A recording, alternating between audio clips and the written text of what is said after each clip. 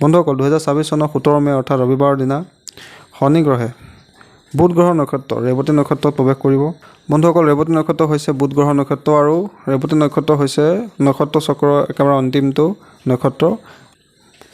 এই ৰেৱতী নক্ষত্ৰক সমৃদ্ধি, সুখ, যাত্ৰা আৰু মুখ্যৰ কাৰক বুলি কোৱা হৈছে। বন্ধুসকল শনি গ্ৰহ ৰেৱতী নক্ষত্ৰত প্ৰৱেশ কৰাৰ পিছত এই তিনিটা ৰাশি ব্যক্তিসকল বিশেষভাৱে লাভৱান হ'ব। তাৰ ভিতৰত প্ৰথমটো ৰাশি হৈছে বৃষ ৰাশি। তেওঁলোকৰ আয় উন্নতি বৃদ্ধি পাব।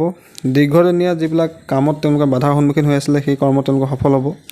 আনহাতে দ্বিতীয় ৰাশিটো হৈছে মিথুন ৰাশি, যিসকলে এই সময়ছোৱাত কাৰ্যক্ষেত্ৰত পদোন্নতি লাভ কৰাৰ সম্ভাৱনা আছে। তাৰোপৰি তেওঁলোকে কাৰ্যত সুনাম অৰ্জন কৰিব পাৰিব। চাকৰি প্ৰাপ্তিৰ ক্ষেত্ৰত তেওঁলোকৰ এই সময়ছোৱাত ভাল যোগ উৎপন্ন হ'ব। তাৰপিছৰ ৰাশিটো হৈছে কন্যা ৰাশি। অংশীদাৰ ব্যৱসায়ত তেওঁলোকে এই সময়ছোৱাত ভাল ফল লাভ কৰাৰ সম্ভাৱনা আছে। তাৰপিছৰ ৰাশিটো হৈছে তুলা ৰাশি। এই সময়ছোৱাত তেওঁলোকৰ ঋণ ধাৰৰ পৰা মুক্ত হ'ব। তাৰোপৰি শত্ৰুৰ ওপৰত তেওঁলোকে বিজয় সাব্যস্ত কৰিব পাৰিব। আনহাতে কেইটামান ৰাশিত তেওঁলোকে অলপ সাৱধান হৈ থকা উচিত। প্ৰথম হৈছে সিংহ ৰাশি। যিহেতু তেওঁলোকৰ ঢৈয়া চলি আছে, গতিকে তেওঁলোকে অকণ সাৱধান হৈ চলা উচিত। তাৰোপৰি মকৰ ৰাশিৰ ব্যক্তিসকল, কুম্ভ ৰাশিৰ ব্যক্তিসকল, মীন ৰাশিৰ ব্যক্তিসকল এওঁলোকে অলপ সাৱধান হৈ চলা উচিত। বিশেষকৈ এই সময়ছোৱাত তেওঁলোকৰ কাৰ্যত বিভিন্ন ধৰণৰ বাধা বিঘিনি সমস্যা আহিব পাৰে। আৰ্থিক লেনদেনৰ ক্ষেত্ৰত তেওঁলোকে অলপ সাৱধান হৈ চলা উচিত।